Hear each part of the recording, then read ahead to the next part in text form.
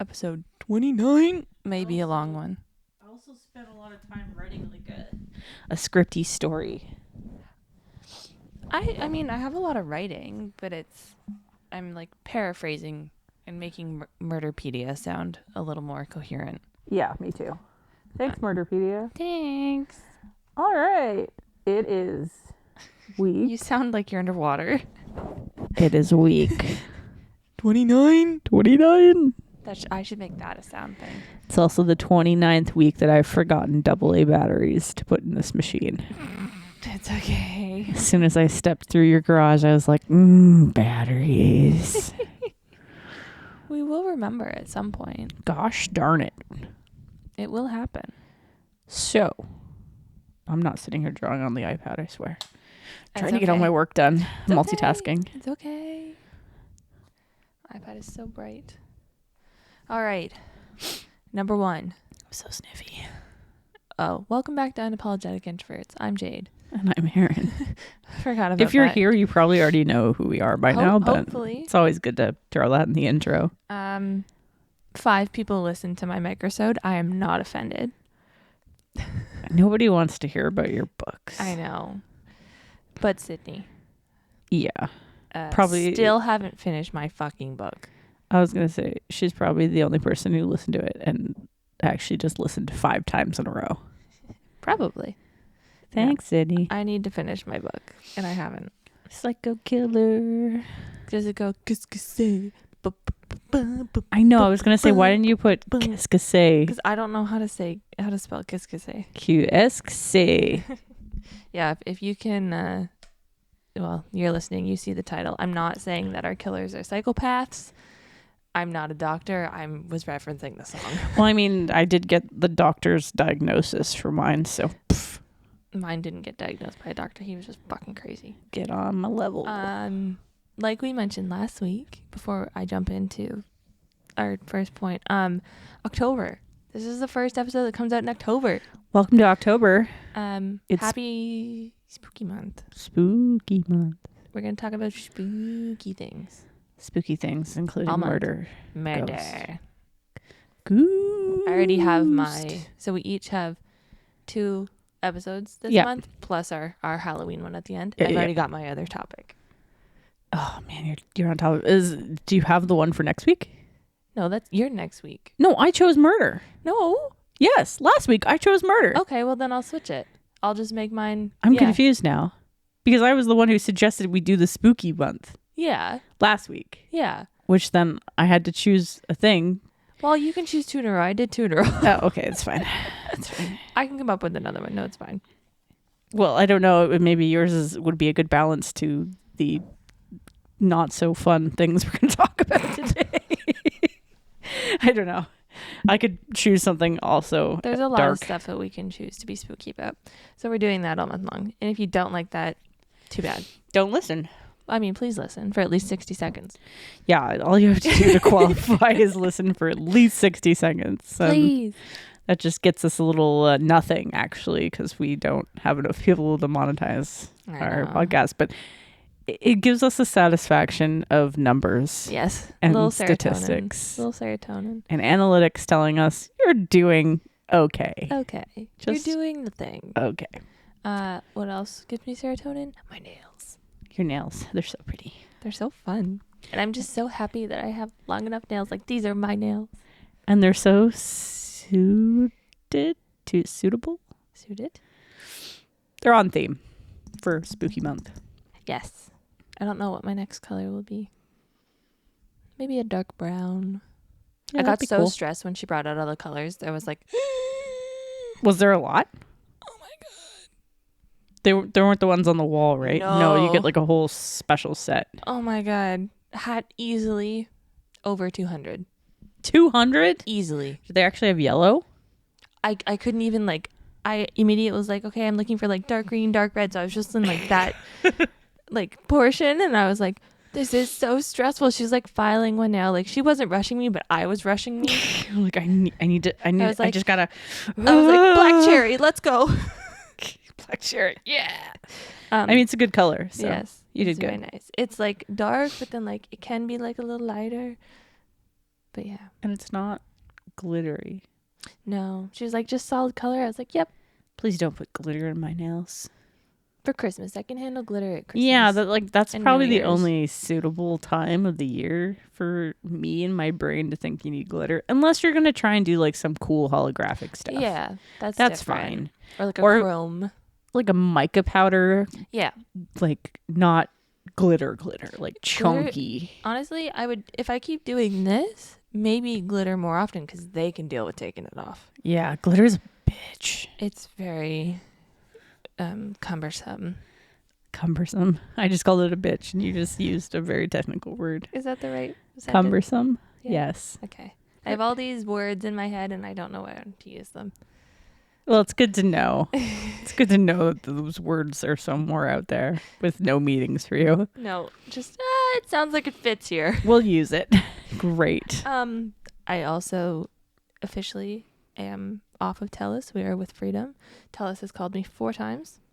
To try and offer you a get back deal? Yeah, they offered us a get back deal the same day of $45 a month, 120 gigs, Canada, US, and I'm like, okay, but I'm paying 35 for 50. I'm not going to use the 50. Are you going to use Canada, 120? US, and Mexico. No. And I mean, when are we going to Mexico? Also, I mean, no, I'm asking you, when are we going to Mexico?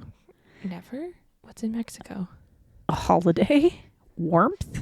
Sun? I don't like the warm. Beaches? Decent food here and there? Yeah, I'm as white as shit. Yeah, sunscreens. I know. I mean, Helpful. for food. Oh, okay. Well, truth. But yeah, so we'll see if they keep calling. But the thing is, I understand, like, oh, maybe that's a better deal. However, sure, I probably have like 1 bar in my house right now. Only sorry. pay for what you need. I have 3 bars downstairs, 1 bar upstairs. That's weird. When I leave my house, nearly full bars everywhere. I haven't had full bars in over 4 years. I know. You think you would. But nope. But nope. So I know last week I was like, oh, you can pay $45 for like 75 gigs and you get 20 gigs of roam. It's only 10 gigs of roaming, which we didn't go with that plan because if you're got the Canada US one, you might like there's no need. Yeah. The roaming's just 42 other countries. Which means still a good deal. Great deal. Seriously. I'm never going to use 50, and I could have got like and 29. you could just get an eSIM now. Yeah, I could have got like for other $29, 10 gigabytes. I could go over 10. Yeah. It's still unlimited, but first world Whatever. problems, I wouldn't want slow data. But Oof. yeah, so I mean, if you're thinking about switching, so far so good. It's only been 4 days, but I need to get a new phone, so I need to make those decisions. and I got Soon. to keep my number. Yes. Yes. I did wake up the next day and had a temporary number for like an hour while it like ported. Oh. And it ported no problem, but then I woke up the next day and Apple was like, this is not verified. You have 30 days. And I was like, oh, okay, whatever. So then I tried to restart it and it was like, you have 19 minutes. And I was like, What is this? This is a bomb? Are we dropping a bomb? So I fixed it. We're good. Excellent. Did you see that the astronauts are back? They came back? They came back. Oh, welcome back, astronauts. I don't know any details. I just saw them emerge from a space thing on the news the other night. Oh, that's cool. I was like, you weren't supposed to come back till February. Welcome back. Oh, yeah. Well, yeah, you could have skipped most of the dawn of winter. But you chose to come back now. Yeah. I'm sure it's still warm where Yeah. NASA is. Yeah. Assuming they're NASA astronauts. Yeah. Yeah. Yeah. I think so. It's a lady and a dude. That's all I know, really. Anyway, I'm glad they're back. I'm glad they're safe. Me too. Because, and it was like, oh, after being stuck out there for this long, I was like, it's already been that long. I forget Yeah, the number. it's weird. They were only supposed to go up there for like 2 weeks or something. Mm-hmm. Not- Oh, I had a word of the day. Where did I put it? I don't know, but while you do that, Yes. Fitbit officially shuts down this week. Well, not this week, but the week that this episode is out. First week of October. Yeah. Okay. It's an end of an era. Which is crazy because when we were switching to Freedom, somebody literally bought a new Charge 4. Oh, no. And I leaned over to Mom and went, Oh, no. literally brand new. Like, yeah, I just need to upgrade my Fitbit. And I was like, No. And nobody at the store said anything. Oh. Which makes me think, is it like, can it possibly shut down in Canada later? I don't know. I just read the article that it's shutting down next week, and I'm assuming Google is just like, dropping anybody who was associated with that programming. That's crazy. Just bye. I don't think it'll be a slow shutdown. I think they'll just be like, no more support for the app, and that's it, and we'll take it off the Play stores or whatever they are. Yeah, that's crazy. Like I said, end of an era. But they haven't sold anything since 2022. So you think people would take the hint that maybe they aren't going to be launching another product? That's insane. I hope they have a decent return policy. Or, I don't know. Yeah, I don't know what happens after. I don't know. I should have read further into the article. I'm so sad because I definitely saved the word of the day. Was it the one I sent you? No. The one I sent you, I can't remember what that was either. I saved it because I was like, oh, this is perfect. But it's not in my TikTok. It's not on my phone. Was it Facebook? I don't know how to save things on Facebook, so it wasn't on Facebook. Okay. I'm so sad. It was so good. Was it on Twitter? No. It was on Sunday, too. It wasn't that long ago. My mom did just send me another word of the day, though, so I can use that. Okay. I'm so sad. It was a good one, wasn't it? It was a funny one. Rip. Now the question is, what the hell did she send me the word of the day on? Why can't I find any of the word of the days? I thought I sent you one, but... You did send me one. My mom also sent me one. Again, I don't know where that would have been. It would have been maybe Threads? No? I don't think I sent you things on... Okay. Too many things on Threads. So mom's word of the day is... No, you can't send things on Threads. What am I thinking? Come on, Reels. Instagram. God, I hate Reels. You know what? I don't mind them. I think they're really funny. What the hell? Is that the word of the day? Yeah, because I'm clicking on the reel and it's opening just random reels. Love that. Cool. It was Bichilante. Yeah. I don't know the reasoning. My word was better, and I'm so cheesed. That's aggravating. That's the word of the day? That's the word of the day. I'm going to find it at one point. Bichilante. That's not bad.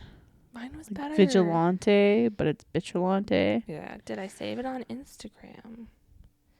Where am I saved? How do I use the apps? The one thing I really have beef with Meta about is people send me reels on Facebook, right? Yeah. You are one of them. Yeah. And I click on it, and to go back to our messages, it's such a hassle to go to the next. Just let me scroll. Let me scroll through all the ones that Aaron sent me. Right? Because it just loads random ones. Yes. I'm like, are you joking right now? They are just dumb. No, this is all my Instagram saves are cooking and Procreate stuff. What the heck? Yeah, I have no clue. I have no idea. And I was like, oh, I'm so excited. I'm going to save this for Aaron. This is great. Ridiculous. I blame Meta for everything that goes wrong on social media. Yeah, Meta is so freaking annoying. Grr. Also, I don't know, the idea that they renamed to Meta is just the audacity. Yeah. That level of like, we're so meta, we're meta. Like, yeah. Get a new tagline, nerds. Nerds. That being said, nerds. I wrote it down. You wrote it down? It's in my notes. That's why. Okay, all you right, ready? Speak the truth. The word of the day is fucking. When your day is going too well and you don't trust it and some shit finally goes down. Oh, there it is. The fucking. With the TM. Please tell me. Oh, come on. It's like The Shining. I know. Oh, that's good though. See, that's better than vigilante. I have used that word before. Yeah. in that context. But you have to add the little TM beside it. It's the only way to make it next level funny. I'll fix that in my note. Sorry. We're just going to reverse back to me talking about nerds and essentially me being a nerd. I want a Kindle. That doesn't make you a nerd. Okay, no. I'm assuming that probably makes me more well-read. Yeah. I was looking for the badum-tsh, but that works. I think we replaced it with the applause or phenomena. Nope. It's just beside There it is. Super beautiful. Do you know, so when you say Kindle, Yeah. do you mean actual Kindle or have you looked into like a Kobo? No, I mean an actual You mean an Kindle. actual Kindle? Yeah, because then I can link it with my like Amazon account. I mean, you can buy books for Kobo on Amazon. Really? Yeah, that's what my mom does. I didn't know that. Yeah. Because Kobos are way cheaper. Hers is like dinosaur age. Yeah, I don't mind that. I don't need anything fancy. No, I know. I just want it to, fit in my bag. Yeah, hers is tiny. She buys books off of Amazon all the time. And then you can just put them onto the Kobo? Yeah. Huh. You'll have to ask her about it when you go upstairs. I will. But yeah, and she, rents them from the library and just downloads them and That's plugs what I it in, want to puts do. it on her. Yeah, because you can rent them from the library. She just finished the whole Crescent City series. I think I would read a lot more. Yeah.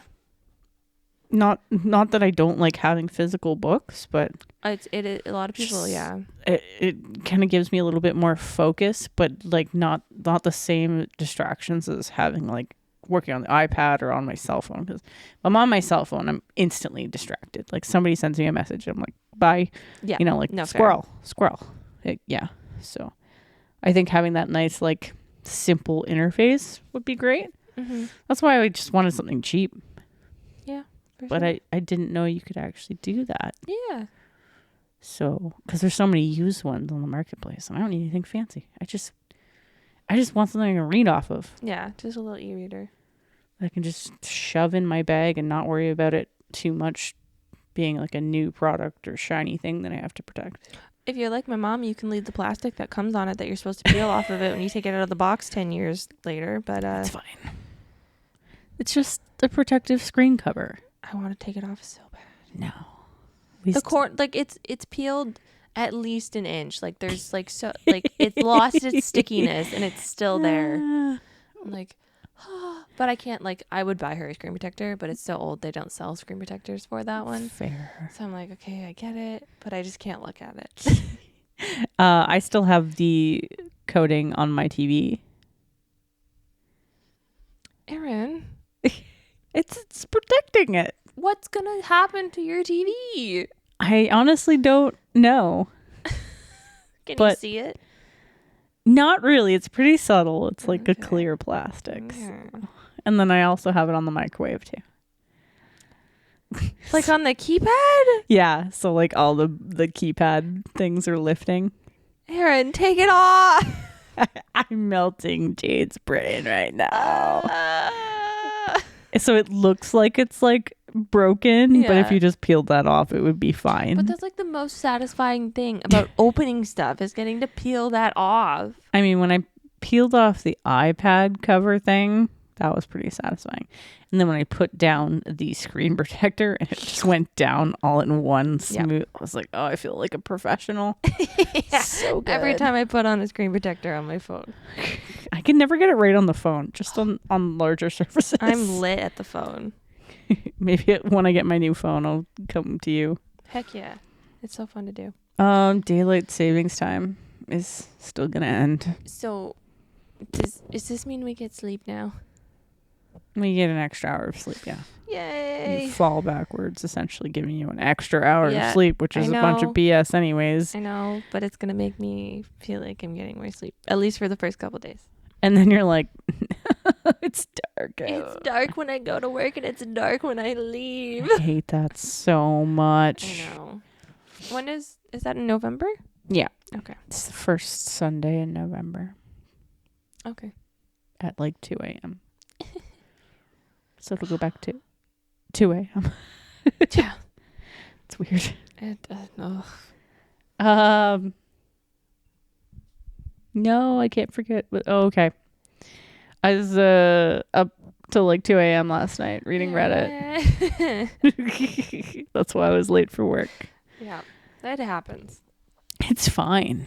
I worked late to make up for it, and I got so much more done because nobody could call the store when we were closed. No interruptions. Beautiful. But I read this very, very random post about it was like the r/candy thread, I guess is what they call it, Reddit thread. And they're talking about gummy candy. And this person was looking for a specific gummy candy that was so gummy, it was like chewing leather. Why? I don't know. They just loved it that way. Okay. Did we find out what it was? No, they didn't come up with anything. Oh. But essentially people were like, just freeze your gummy candy. Yeah, fair. Didn't think about that. And it just made me go, I love people. They're so freaking weird. They need gummy candy so chewy. On leather. Yeah. That it has to be leather. Yeah, weirdo. Super weird. Get some Hubba Bubba. It'll turn into leather. Yeah, it pretty much tastes like it too after all the flavor goes away. Yeah, after about 1 minute. Yeah, probably about 40 seconds. Anyways, it just made me appreciate the weirdness of people and I'm here for it. What they like. I like that by the sounds of it, not a lot of judging going on. Just, hey, do this instead. Yeah, they were like, here's a bunch of suggestions on different gummy candies that you could try. And this whole forum was like, I don't like this gummy candy. It's not leathery enough. And it's just so funny. If I find it again, which I was upset I lost it after I typed this in and then I went back to the Reddit and you know how your browser does that like auto load thing? Yeah. And I lost it. No. So frustrating. I'm sure if I went through my history or something, it might pop up. Oh, yeah. I'm sure it'll be in your history. I don't know. Anyway. Another thing in the news, Walmart. Yes. They are now incorporating invisible barcodes. I have heard nothing of this. On their products. Walmart apparently loses up to $3 to $4 billion a year in theft. I see it. Yeah, so partially because, their employees are told, you can't go after people. Of course you're going to lose money if nobody can stop them. True, but they shouldn't also, they're not getting paid enough to be security. No. So. Plus you don't know who 100%. You walk up to who's going to, especially in the States, you never know who's carrying. No, understandable. But Danger. If your store is that bad, hire security. Perhaps, yes. Well, this whole invisible barcode thing now is meant to deter people from self-scanning theft because turns the whole package into a barcode essentially. So the camera is so smart that it picks up on what the product is and rings it in for you no matter what way you scan it. I will be interested to see how that works. Me too. Apparently right now it's probably only in like items that they can produce like great value stuff. Stuff? The great value stuff. Fair. And anything that's like Walmart branded, I assume, and everything else will probably still have to follow suit with regular barcodes until the world changes, because this is apparently going to be changing the way that we scan products in the future. Well, it's kind of like the Amazon grocery stores. Yeah, no, it is. Which I really except for it's not a bunch of like Indian people watching you. And did you not hear about that? No, yeah. It wasn't actually smart. Yeah. It was just people watching you on cameras and. Yeah, I forgot about that. But if it was, I don't know, maybe it is actually a thing, and I don't know. We don't have them in Canada, right? There's none like in Toronto or anything. Not that I'm aware of. This will be the next step. Be interesting to see. I'm really curious to see if they're implementing it in Canada or if this was just a US thing. Again, all these articles are just like Walmart. I know. And you're like, you realize Walmart's North American, right? Like we exist above we just can't see the States. Yeah, we just don't have news. Yeah. We don't know what's going on. That's why we're all confused. We don't know anything. I have to search this shit out. I in the middle of the day today, scrolling on Twitter, Last of Us 2 trailer came out. Really? It looks so good. I'm excited. I'm very excited. That was quite the ending. Right? No spoilers, but whoa. I mean, I never played the game or anything. I watched playthrough of the two games. Apparently it's pretty close to the actual game. So close. Which I think that's why it's wicked. Successful. I think it's also because somebody to do with the game is in is actually in the production. Yeah, well that's smart. Because some scenes are like shot for shot. That's crazy. Like scenes, not that you're playing, but like cutscenes. Yeah. Yeah. And you know what? A lot of the problem is when they go to do these things from video games or other sources is that they don't have anybody from the actual creation of the game or storytelling there. And then they think that people are interested in some kind of new version of it. Nope. They don't want the new version. They want to watch the same shit that they played through, even if they know what the ending is, because they want you to fulfill that visual fantasy. Same thing with books. Just please have your author on set. Yeah, just please let them help choose the actors. Please. Properly. But yeah, so that's exciting. That comes out in 2025, which is not so far away. So far away. Nope. We're not going to talk about that. Nope. I calculated how far away my birthday was today with Hannah and went, nope. Yeah, you're going to be old. So old. Dinosaur. Decrepit. I was looking for that word. Which means I'm dead. So dead. Ancient. Let's see if my day list has changed. The day list. Because this afternoon it was Western 2010 throwback. God, mine is so bad right now. I tried to listen to it on the way here and I was like, this is terrible. I've got nostalgia throwback pop evening. You listen to pop and autumn in the evening. Here's some throwback pop, nostalgia, teen pop, guilty pleasure, belter, and 2010s. I'm going to click on autumn because that's... No, I didn't want guilty pleasure. Go away. I want to click on autumn because that doesn't feel like it fits in there. The autumn mix starts with Steak Season. Okay, well, I'll take that. Fair. I like that song. And I'm going to go into 2010. Starts with Life Must Go On by Quinn. How is that? Okay. Whatever. It's better than Soul Crushing and Sleepy Weepy. True. Which has been your theme for the past 4 months.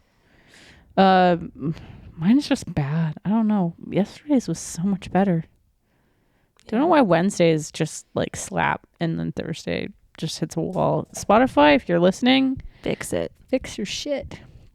Mine is dad rock, new metalcore Thursday evening. We're back to the dad. And it's just bad. Just bad. I don't really like any of the songs on this so far that I've listened to. Oh. There's a few that are actually good, but if you start out with bunch of songs that I'm not digging, I'm over it. Then you're done.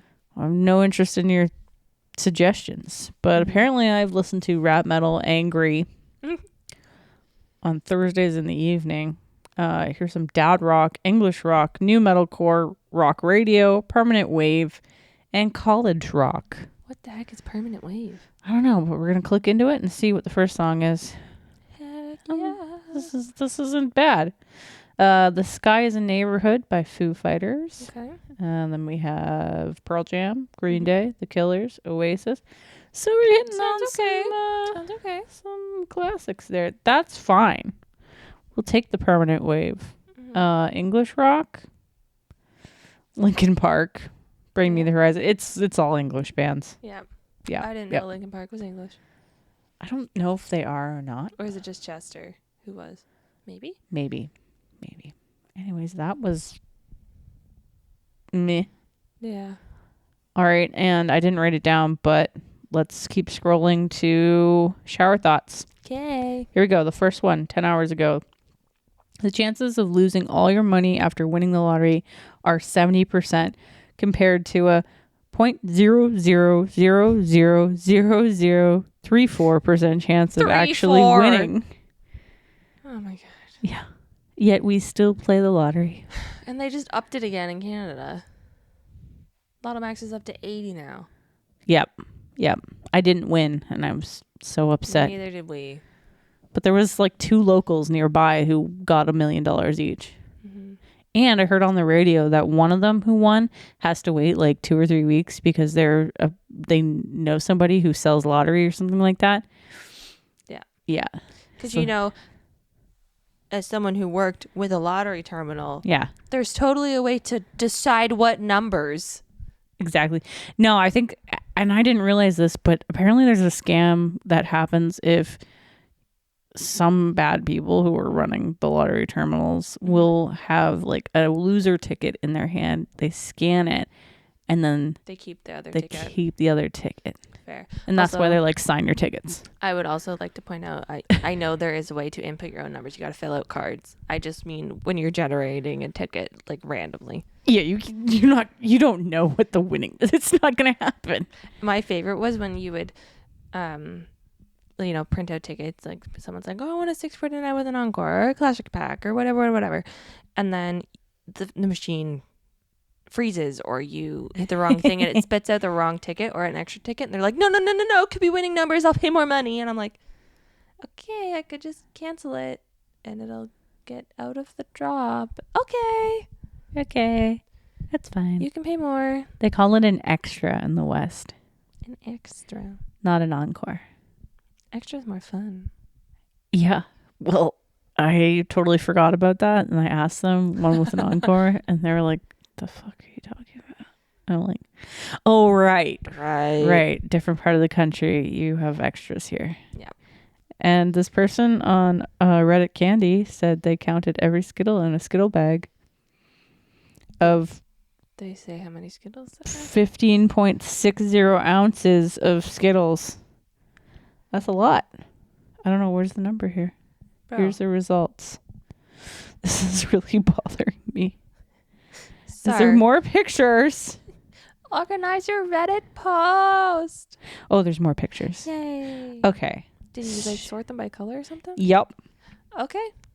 It looks like there's a lot more yellow and purple. Okay. Than every other color in the bag. Huh. I would have thought there would be more red. Here we go. I'm actually wrong. The image just looks different. So Skittles, there was 76 yellow. Mm-hmm. Dark purple was 85. Mm-hmm. Orange was 86. Mm-hmm. Green was 68. Mm-hmm. And red was 97. Okay, I was going to say. Total of 412 Skittles. Heck yeah. I love Skittles. Family bag. I love Skittles. That's intense. Somebody had a lot of time at 12:47 p.m. Oh, that's lunchtime. Eating lots of Skittles. And that was the randomness of Reddit. So I have a little trigger warning for peeps. Oh, good. You wrote one out. I did. Thank you.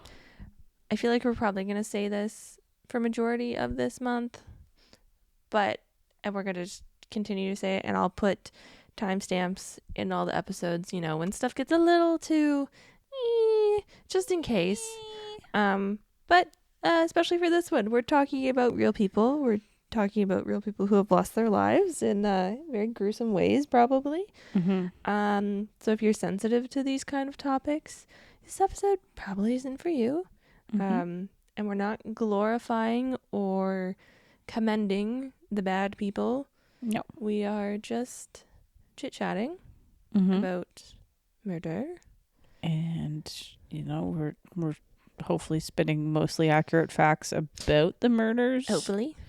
Yeah, like you said, we're not glorifying any murdering or, thereof the gross acts of violence that these people have committed. These are just interesting topics that Erin and I have bonded over. Whether it's crime documentaries, crime shows, things on TikTok, listening to My Favorite Murder. But yeah, there's just a intrigue that comes with it. Yeah, and I took criminology courses. I read a lot about the question things. Of why and trying to figure out what. It's fascinating. Yeah, exactly. So yes, I will put timestamps because I have a few in mind where I'm like, okay, you might want to stop listening now. Yeah. But yeah, so we're gonna talk about some murder. Who should go first? I can go first. Okay. I feel like yours is just going to be loaded, but because I have like the gruesome details, but I rewrote it to kind of not go as deep into that. They're not super deep. It's I didn't know a lot of the details of my own murder. So I was like, oh. Okay. Well, hopefully we didn't pick the same murderer. I would laugh. Mine takes us across Europe. No, we're good. Off I'm to in a Canada. good start. Europe, with one of Slovakia's most notorious criminals, Ondrej Rigo, also known as the International Killer or the Sock Killer. Okay. Yep. So between 1990 and 1992, Rigo claimed the lives of 9 victims, mostly women, in a spree that stretched across Germany, the Netherlands, and Slovakia. His crimes were brutal, motivated by sexual violence, necrophilia, and robbery. Oh, we both got necrophilia. Yeah, I don't know. I was aiming for dark. I was really Guys, throwing at the dartboard. don't fuck dead people. Yeah, it's kind of really weird. Anyways, he had a disturbing method. He would sneak into homes during the night, often gaining access through open windows or balconies. And his trademark was wearing socks on his hands to avoid leaving fingerprints. Oh, you weirdo! Yeah, so that earned him his creepy nickname. Oh, can the you sock imagine killer. seeing somebody like just like having sock on their hands? When I first thought about the name Sock Killer before I read into it and researched more, I thought maybe he was like gonna strangle people or That's what I beat was people with thinking. socks, like because the prison thing where you put like a soap in the sock and Wax them. Yeah, but no, it's just kind of actually weird sock hands. Does he have trauma with sock puppets? I don't know. That's the strange thing. It gets really deep here. So he would sneak into homes during the night, and he'd go through open windows or balconies. He's wearing socks on his hands to avoid leaving fingerprints and obvious evidence. And after beating his victims to death, typically with a metal rod or a wooden stick, Rigo would cover the body, sexually assault the victim. This is where you can drop that little pin that says, let's avoid this. And then he would rob the place. Kind of a strange strategy, but okay.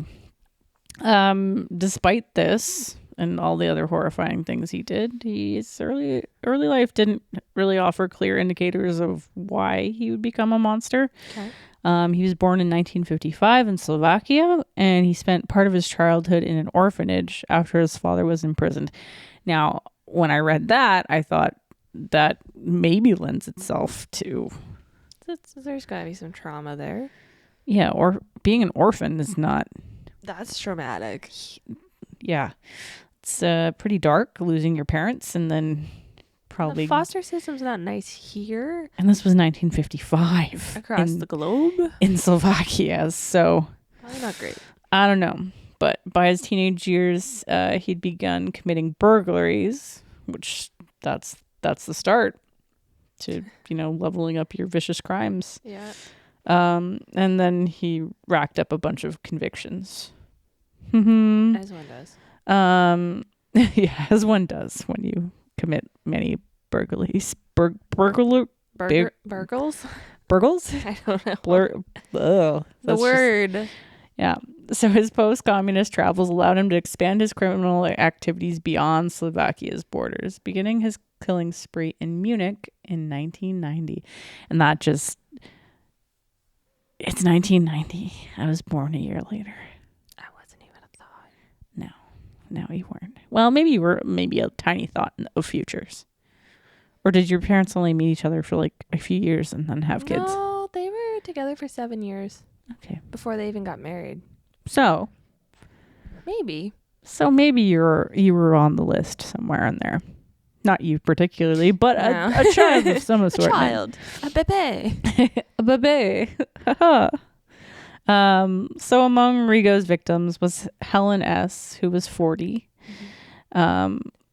He killed her in Munich in her apartment. Over the next 2 years, he continued murdering on the murder train spree of murders, with the oldest victim being Teresa R., who was 88 years old. Come on. And she was killed in a retirement home. What the hell? In Bratislava. Don't know where that is. Europe is a mystery to me. I don't know. Like, you think in a retirement home there would be... I know it was still like... 19... Something. It was over 1991 or 1992. You think somebody would be around? Yeah. In a retirement home? What's your relation? Why are you visiting? Right? Okay. So creepy. And then the youngest victim was Jiraj N., who was estimated to be about 14 or 16 years old. Aww. Was murdered alongside his mother, Anna P., in January of 1991. So what makes it interesting is there was a survivor. She was a Slovak artist named Jana B., and she was the only person to survive the attacks of Rigo. Okay. So she had attended karate classes for several years. Heck yeah. Yeah. Smart, right? Self-defense first. Also, just karate seems like a good honestly, time. Yeah. I was at a Taekwondo like festival thing the other day. It was so cool to see. Mm-hmm. Anyway, she was attacked around 2:30 in the morning. Okay. While sleeping in her apartment in Kutuzovo in Bratislava. Okay. And this was January 9th, 1991. She had returned home an hour after midnight and went to sleep. Rigo gained access to the apartment via a ventilation window above the door. How did so he fit? Creepy. That's weird. That's not even like a normal window. No, but there was like that's determined. Yeah. So he had left a ladder there, and they had found it later. This is from her perspective and her telling the story. She says, "I was woken up by a hit to the head and I saw a man standing by my bed. At first, I thought I'm dreaming because I was living alone, but when I received another hit to the head, I woke up and the wooden shaft from a hoe Rigo stole outside on the building's yard broke because it was moldy."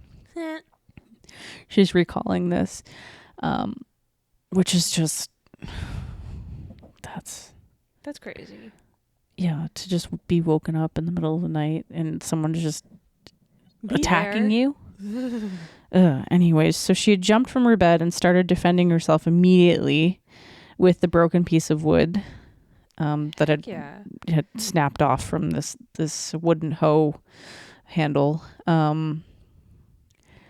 Rigo walked to the door, unlocking it from the inside, and then she threw a chair at him. Yeah. Go Jana. Yeah.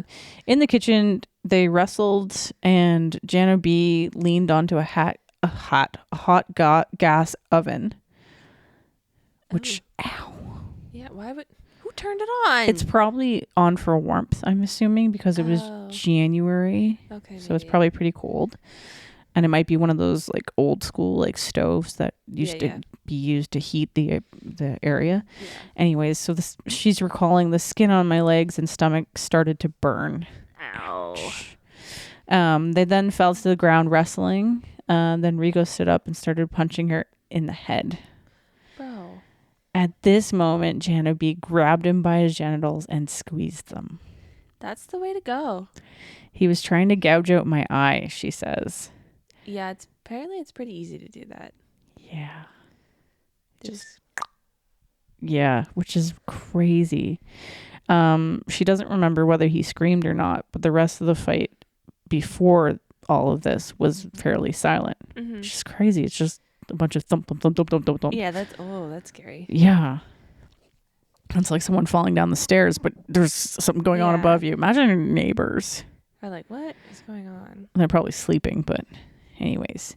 He then quickly fled the apartment while Jana B alarmed the neighbor by banging on the wall and instructing him to call the police.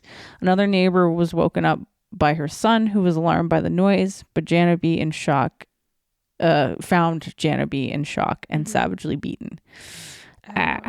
So the neighbor recalls that he heard some weird noises, but he thought Janabi was probably framing pictures in the middle of the night. Bro. What the hell, dude? You think someone's framing pictures at 2:30 in the morning? Oh my word. Have a little bit more suspicion there. I know it's the early 90s, but come on, murders were still a thing. Yeah. So wild. After the attack, her wounds required several weeks to heal. So, according to Janabi's mother, the worst thing was that Rigo was caught over a year after the attack had happened to her. At least he was caught. Yeah, but she spent all that time worrying that he was going to come back. Yeah. Right? That's insane. Years later, Janabi claims she has no physical trauma from the attack and she's not interested in Rigo. Okay. She says, "Why should I move? Where is it safer? In Zalka? Okay. Rigo is not interesting to me. I have no trauma from him. I don't feel anything. He doesn't mean anything to me. I don't want to talk about him, read about him, or know anything about him." Sounds like there might be a little bit of trauma. There might be, but go Jana. Strong-willed. I'm here for it. Strong. Stay strong. That was from an interview in 2008. She never moved from the flat she was attacked in. Wow, that's ballsy. And as of 2008, she was still living there. Cool. Some people say she's bought a dog. Good choice. And keeps lights on at night. Fair. Which, yeah, I don't blame that. Wow. So his capture came in 1992. The police had been piecing together evidence from various crime scenes because he had killed multiple people by this time.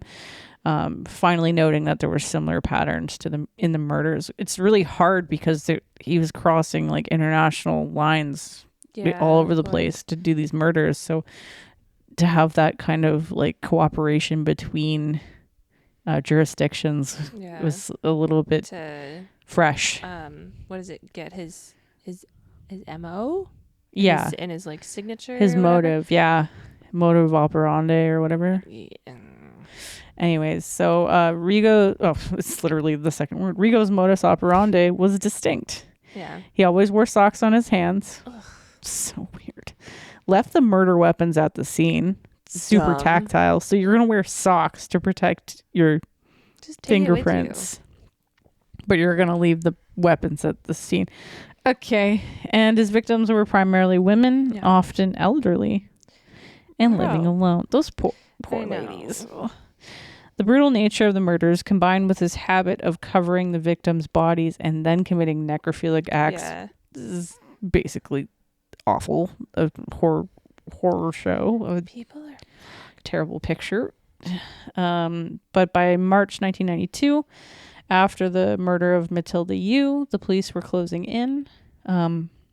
Only hours after the crime, Rigo was actually arrested at the Hotel Carlton in Bratislava, where he worked in a cloakroom. Yeah. Okay. Kind of weird. Investigators had found blood stains on his clothing, and a search of his locker revealed jewelry and other items that he had stolen from his victims. Wow. Trophies. Or a burglar. But it just depends, like if he had intention to sell those things or if he was keeping them, right? That's what defines what a trophy would be. Mm-hmm. His arrest was the collaborative response of an investigation between Slavic, German, and Dutch authorities. Like I said, you're crossing multiple lines of territory there, multiple countries. So this was kind of a unique capture because so many countries had come together to actually hunt him down. Rigo's trial took place in December 1994 in the city court of Bratislava. It was a highly publicized event, if you could imagine. That's a lot of murdering going on. Yeah, really. And it was quite, disturbing. And people even then found these things interesting Of course. to follow. So the court was presented with overwhelming evidence. Obviously, they did a really good job finding DNA and everything like that, which early 90s, I would have thought DNA wasn't quite in there yet, but I guess it was. So DNA samples from the crime scenes ended up matching him. And additionally, Jana B's testimony was powerful. She was able to see him because there was a light outside the window, so she fully saw his face. And she saw he had a really weird stitching in like the crotch of his pants. Like it was a patch that didn't match or something like that. And they were able to like find that in his closet? Find that in his closet, yeah. Sir. Anyway, despite all of the evidence against him, Rigo never confessed to the murders and maintained his innocence. Of course. He went as far as to say that the blood found on his clothing was actually just syrup. And this is even more preposterous, that his semen found on the victims was planted by a prostitute that he had known. Oh, she was mad at you? Yeah. Obviously, the court found him guilty of a total of 9 murders and 1 attempted murder on Jana. Mm-hmm. And he was sentenced to life imprisonment under the highest security in Slovakia. Yeah. I think in 1996, he appealed his life sentence. Mm-hmm. But was swiftly denied. Nope. And today he remains incarcerated with no further avenues for an appeal. So he's locked up. He's gonna be old now. Yeah, I think so. I can't remember when he was born. Old. Yeah, old. Wow. Anyway, so psychologically, they were thinking that he was found to be dissocial and a schizoid psychopath. So. Psycho killer. He lacked empathy, was socially withdrawn, and exhibited highly impulsive behaviors. According to the psychologist Anton Heretic, Rigo displayed no remorse for his actions, which made him an exceptionally dangerous criminal. His necrophiliac tendencies further distinguished him as a particularly violent and disturbed individual. The court also noted that the possibility of rehab was highly unlikely. Yeah. Damn. Well, justice has been served. Good. Wow. Yeah. Nice. I've never heard of that. No, me neither. And I thought, oh, that's interesting. And it's like an international one. Yeah. But like 9 people. That's so sad. I know. Are you ready? Does this get more dark? I guess it's different to listen to it. Yeah. In podcasts. Definitely. And or read about it or watch it on Netflix or whatever. But when you're telling the story, you don't want to goof it up and you want to be, I know, thorough. So this is gonna start from like background of my person and just go until now. Until we cry. Yeah. Okay. So this is the murder, and I might say the victim's name wrong. Okay. But I will get into how to say it later. I believe it's pronounced Lynn June in Montreal of 2012. Mm-hmm. Do you remember the name Luka Magnotta? Yeah. Okay, so we're going to talk about him. Okay. So Luka, originally named Eric Clinton Kirk Newman, was born on July 24th, 1982 in Scarborough, Ontario, and his parents, Anna Yorkin and David Newman, have 2 other children. He is the oldest. I couldn't find anything on his siblings. It makes sense. They probably buried that information.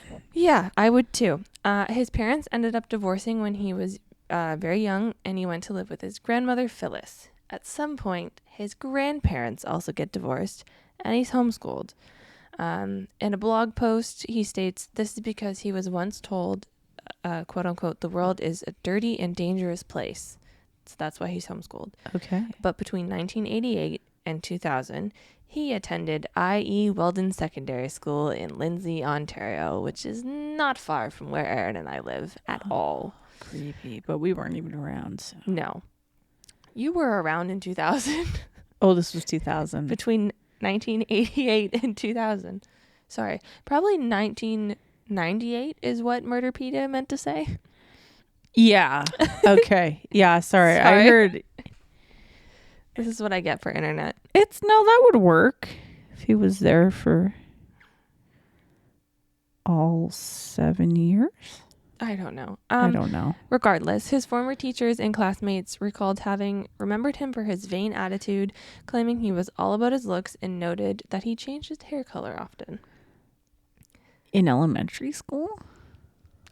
Yeah, wild. Man was kind of obsessed with himself. Okay, I guess I was alive. In 2002, Eric became a male stripper at Remington's, which is a nightclub in Toronto. So fast forward to 2003, he's already starred in 2 pornographic films, both with the same storyline of a straight man turned gay, which we all know you don't just turn gay. Yeah. And in 2004, he appeared in at least 2 more films, once where he appeared as a character called Jimmy, a name that he will later adopt while working as an escort. Still in 2004, Eric grabs the attention of Toronto police after he became friends with a 21-year-old woman who had the mental capacity of a 12-year-old child.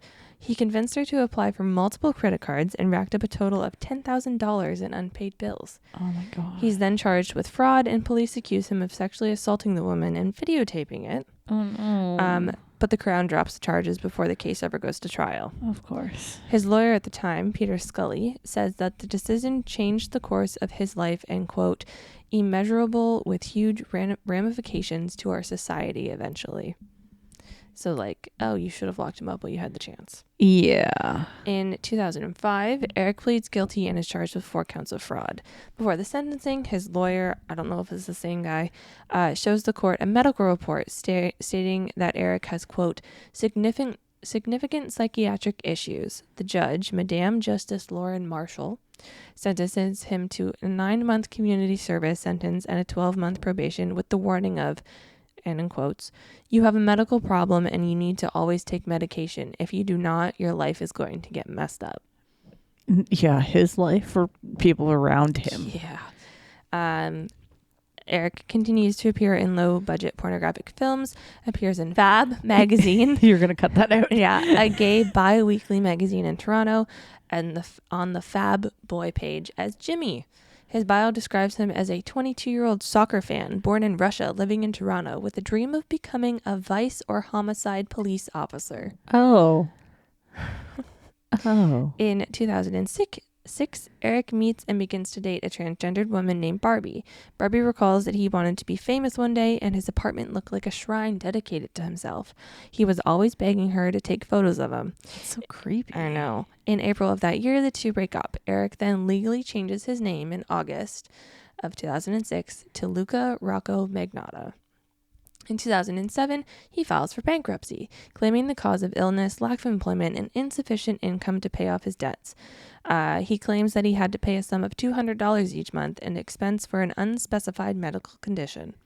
Later that year and into the year of 2008, he continues to become famous, auditioning for the reality show Cover Guy.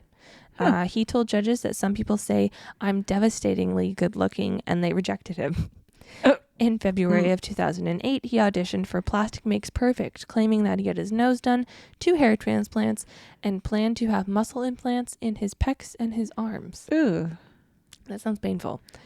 So an odd thing that happened in September of 2007, the Toronto Sun published a story by Joe Warmington about how Luka came down to the headquarters himself to deny an online rumor that he was dating a notorious schoolgirl killer, Karina Homolka. I don't know who that is, but it was like Interesting. another murder that we can talk about at some point. it's likely thought that the rumors were actually started by Luka himself, and then later, I don't know how many years, there would be a tribute video to Homolka created by Luka Magnotta. Elias account, he had many different accounts. It was uploaded to YouTube, and then all of the Elias account content and favorited videos were of Magnotta and Homolka, like, related content. It's Alias. Very weird. Alias, whatever. Sorry. I can't speak English. But He's that's so... That's so vanity. I know. So we're back in 2008 now. He continues to make up rumors about himself and uses other profiles to deny them. Wikipedia takes down his page twice this year. Like you're not allowed to have a page. Sorry. He posted You're not famous enough for this shit. Also, you keep doing weird shit. Stop. So he posts an online escort ad under the alias of Jimmy, and a review is left that he is cold and remote. Yeah, accurate. In 2009, he meets a 70-year-old man who we're calling Henry, and they meet at a Pickle Barrel restaurant near Yonge and Eglinton in Toronto. I know where that is. I don't. They end up traveling to Russia, Italy, and France together. Whoa. Henry later stated that he walked as if he was on stage or if he was on a ramp for modeling clothes. Yeah, because he's so full of himself. I know. By 2010, Luka's online posts are getting dark. He shares a video on his Facebook page titled 3 Guys, 1 Hammer, which shows a man being beaten to death. Important to note, this was not filmed by Luka. But keep this in mind as we go on from here. Okay. All the while, the rumors about his relationship with Homolka grow. A user who posts about the relationship, we assume the user is actually him, wrote that Luka is unable to live unless there is chaos in his life. It makes him feel as though he matters. Sounds accurate. Later in 2010 is when one of his notorious crimes surfaces. So here's your first trigger warning. It's about animal abuse. I'll put a stamp. Oh, I remember this now. I know. So on December 21st, 2010, a video titled 1 Guy, 2 Kittens starts to circulate on a discussion board across the internet. An unidentified man places 2 kittens in a sealed bag and pretty much suffocates them with a vacuum. YouTube quickly takes down the horrible video, but not quick enough for it to go under the radar by animal activists, which... Thank God for these people. Seriously. Shortly after the video is taken down, Ryan Boyle, a former U.S. soldier who goes by the online name of Safe Kitty, forms a Facebook group titled Find the Vacuum Killer for Great Justice. 4,000 people join the group.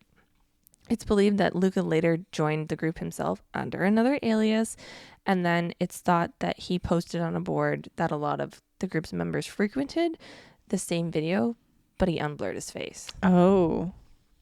Like, it just what's the word? Starts with an N. Narcissistic. Oh, yes. 100%. On December 28th, a $5,000 reward is posted by animal protection group called Rescue Inc.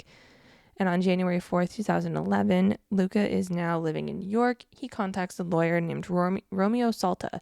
He says that he was convinced the animal activists were closing in. So he's admitting that he did this. Oh, my God. He asks whether there are any warrants out for his arrest. There wasn't. And meanwhile, a new group called the Animal... Is it Beta or Beta? I think it's Beta. Beta, yeah. Beta Project emerges with the goal of stopping Luka. John Green, not his real name, from the group spoke to the Fifth Estate, according to Murderpedia, stating how he analyzed the kitten video frame by frame, noting the furniture and clothing that were in the same video that Luka has posted of himself online. Oh, wow. In February, the police opened a file on Luka after the animal how did I say? Beta Project reached out to the Ontario Society for the Prevention of Cruelty to Animals with their findings. They were able to get the location from Luka's photos online to see that he was in Toronto in October of 2010. So, little reverse image search going on here. Like online sleuths solving cases. Everything. Here's another trigger warning. Oh, no. In November, more kitten videos are posted. Oh, no. A man wears a Santa hat and feeds a kitten to a python. In another video, a kitten is duct taped to a broom handle and drowned in a bathtub. Where the hell is this dude getting all these kittens? I don't know. In December of 2011, The Sun in the UK posts an article about the kitten killer. Luka ends up at their office to deny that he killed the kittens. The paper never asked about him, and a reporter by the name of Alex West noted that his behavior was highly suspicious, but behind the denials, it seemed like he was getting some sort of bizarre pleasure out of the attention. 2 days later, the office receives threatening emails, assumed to be from Luka. Yeah. They state, "Next time you hear from me, it will be in a movie I'm producing that will have some humans in it, not just pussies." The police are notified, but claim it was out of their jurisdiction. That is a bunch of BS. Like, these people are at the first line of this guy about to... Yeah, UK police fucked up. That's sad. Now we're in 2010. Now we're in 2012. Investigators who are working with the Animal Beta Project receive a tip that Luka might have moved to Montreal. This prompts the group to start looking at any photos he's posted that would confirm this. They find one with an interesting street light and use Google Maps Street View to go through Montreal, and they track it down to the neighborhood. That is intense. Like, that's a lot. There's so many streets. At the same time, Luka is ramping up his dark online presence with blog posts talking about necrophilia and sedatives. Between May 15th and 16th in 2012, there are repeated references online to a new video, One Lunatic, One Ice Pick. It hasn't even been posted yet, but there's all these posts going up about it, presumably his alias accounts. Yeah. One reference is of a person in a purple hoodie holding an ice pick. On one site, someone comments and asks where they can watch the video. Ryan Boyle, a man from an activist group before, said this is a similar pattern that Luka had, where he would try and build hype for his gruesome content using his aliases before actually releasing the video. And after posting like crazy for a month, he goes quiet. He's not posting anything. And then on May 24th, 2012, a Concordia University student, Lin Jun, fails to show up to his job. Another trigger warning. On May 25th, the video is posted to the internet on a website called bestgore.com. Oh, Where a young male is bound to a bed, naked, and initially alive. The male is then repeatedly stabbed by an unknown suspect with an ice pick and a kitchen knife before he is dismembered. Oh. In the video? No. The video shows acts of necrophilia, and the unknown suspect then uses kitchen utensils to cut off pieces of his skin and gets a dog to chew on the body. What the frig? I had no idea. Who's giving this person animals is what I want. I don't know. In the video, the 1987 hit True Faith by New Order plays, and a Casablanca poster can be seen hanging on the wall of the room. Canadian authorities were later able to retrieve a more extensive version of the video and confirm that cannibalism may have been performed. Oh, no. You just, decided to tick all of the boxes off on the spooky welcome to October. Well, I was like, oh, I remember this. I had no idea half of this happened. Yeah, no, I watched the docu-series. I couldn't watch it. I watched the docu-series, but it's not as detailed as what you're going into. All this is just from Murderpedia. Murderpedia. Thousands of hours of people. So 4 days later, after the 25th of May, the first body part is found. The Conservative Party headquarters in Ottawa call police after they receive a package containing a foot. Canada Post then stops another package addressed to the Liberal Party, which contains a hand. A janitor then discovered a decomposing torso in a suitcase that was left in a garbage pile in an alley behind an apartment in Montreal. He first noted the suitcase on the 25th, but it wasn't picked up due to there being too much trash that day. And after searching the scene, police recover not only human remains, but bloody clothes, paperwork to identify the suspect, as well as sharp and blunt objects. Yes. Police then search Luka's apartment the same day. He is nowhere to be found. His rent has been paid until June 1st. The apartment has mostly been emptied, but there is blood found on different items, including the mattress, the fridge, the table, and the bathtub. They found, quote, "If you don't like the reflection, don't look in the mirror. I don't care," written in red ink on the inside of his closet. That's fucking weird. And a day later, on May 30th, 2012, Montreal police announced that Luka Rocco Magnotta is wanted in the homicide investigation stemming from the found body parts, and he's been on their radar since the 29th, so a whole day. He can be seen in surveillance footage going from his apartment, lugging multiple things into the garbage, and at Canada Post office later that day. Yeah, I did see some of those clips. It's so eerie. A note was found with the package that was sent to the Conservative Party. It stated that a total of 6 body parts have been distributed and that Luka, obviously he didn't name himself, would kill again. There were notes with 3 other packages, but police never disclosed what they said in fear of possible copycats, which was a good idea. Yeah. A couple days later, in June, because we're in the month of June now, Lin Jun is identified as the victim, and he's also known by Justin Lin. He was born on December 30th, 1978. He was 34 years old and an international student from Wuhan, Yeah. China. It was an undergraduate in the engineering and computer science program at Concordia University. He worked part-time at Point St. Charles convenience store and had been studying in Montreal since July of 2011. He moved into a new apartment with a roommate on May 1st, so same month, and was last seen on May 24th. His friends reported getting a text message from his phone at 9 p.m. that night, but his boss was suspicious when he didn't show up for work the next day. 3 of his friends showed up to his apartment on May 27th, and then he was reported missing on the 29th. On June 5th, a package containing the other foot was delivered to St. George's School, and another package with the other hand was sent to False Creek Elementary School in Vancouver. Both schools then opened normally the next morning, and it was confirmed that the packages came from Montreal. It's so random. Yeah, I don't know why. I'm surprised they didn't get one in Lindsay. Right? Or like Toronto. I don't know. Maybe there was something personal. I don't know.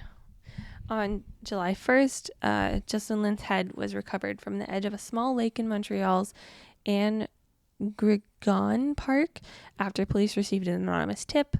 Lin was cremated on July 11th and buried on July 26th at Notre Dame des Neiges Cemetery in Montreal.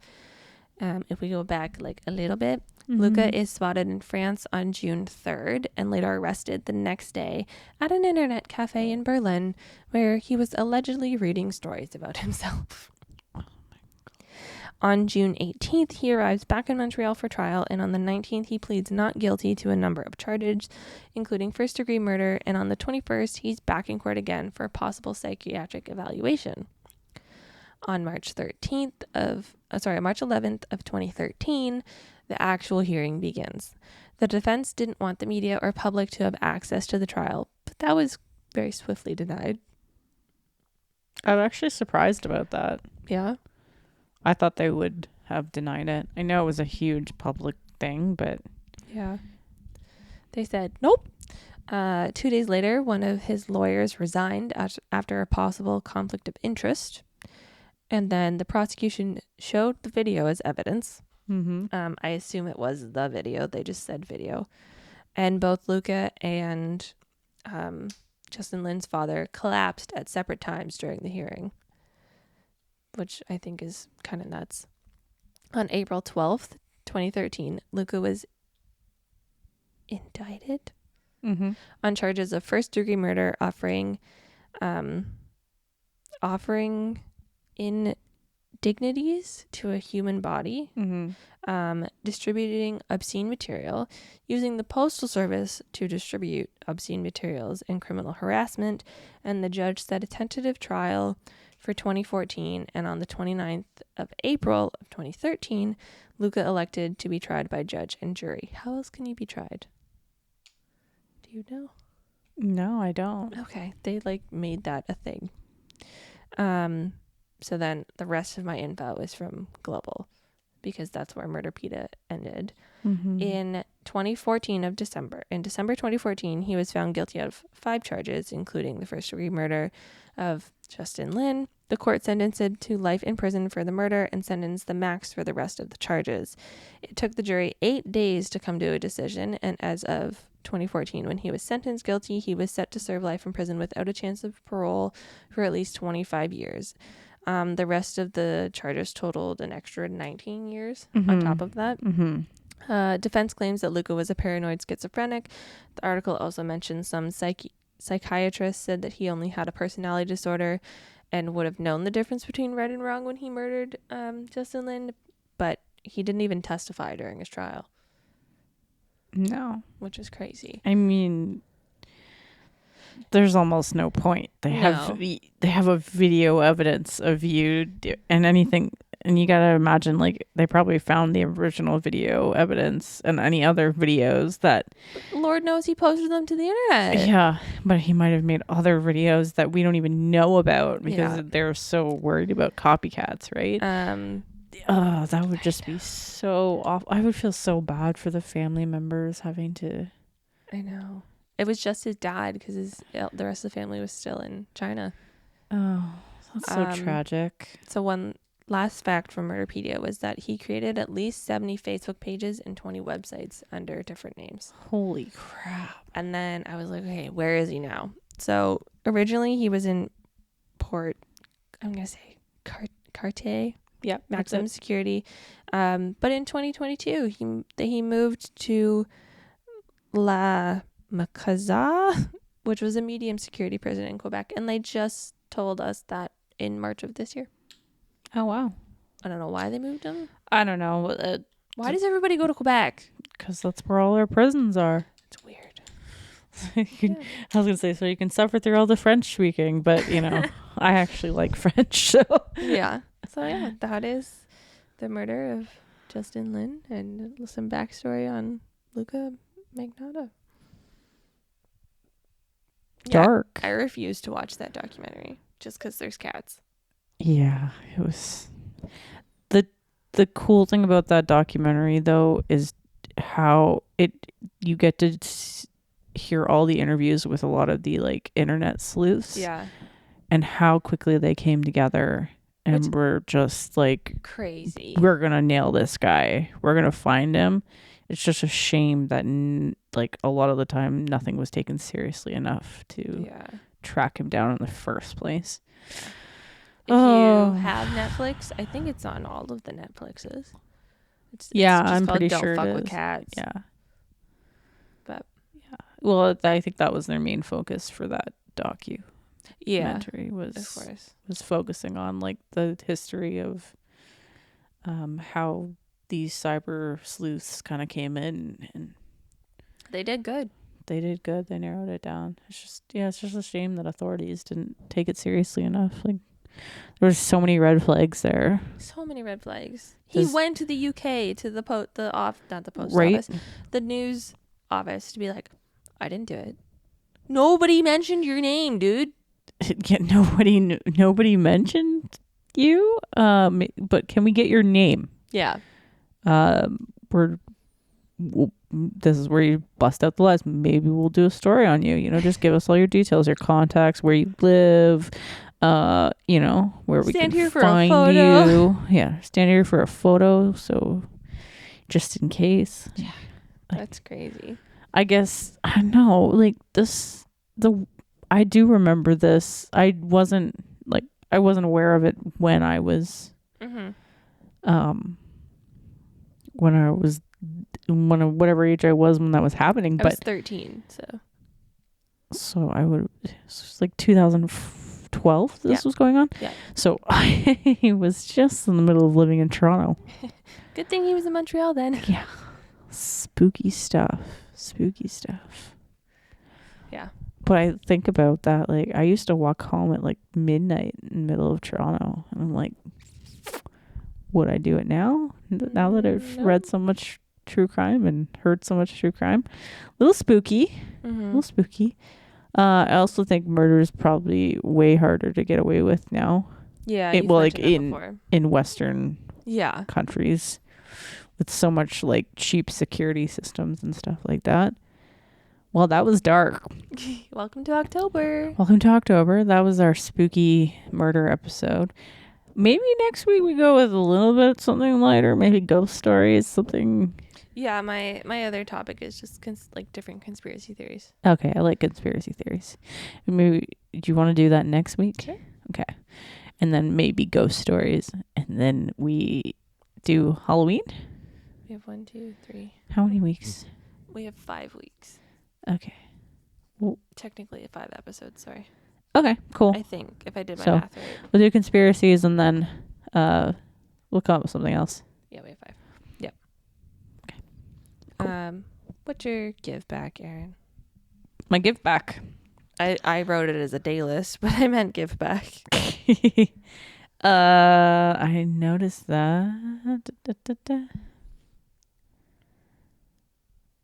Sorry, I didn't have it. Dancing on Our Graves by Voila. And I thought that was fitting because spooky. Spooky. It's a good song, though. I'll have to listen to it because I like their other songs. I've got I'm God by Clams Casino and Imogen Heap. I love Imogen Heap. I know. Love Imogen Heap. Mitch showed that to me this week and I went, oh, I forgot these people existed. So good. Yeah, that's our first spooky episode. I kind of feel gross.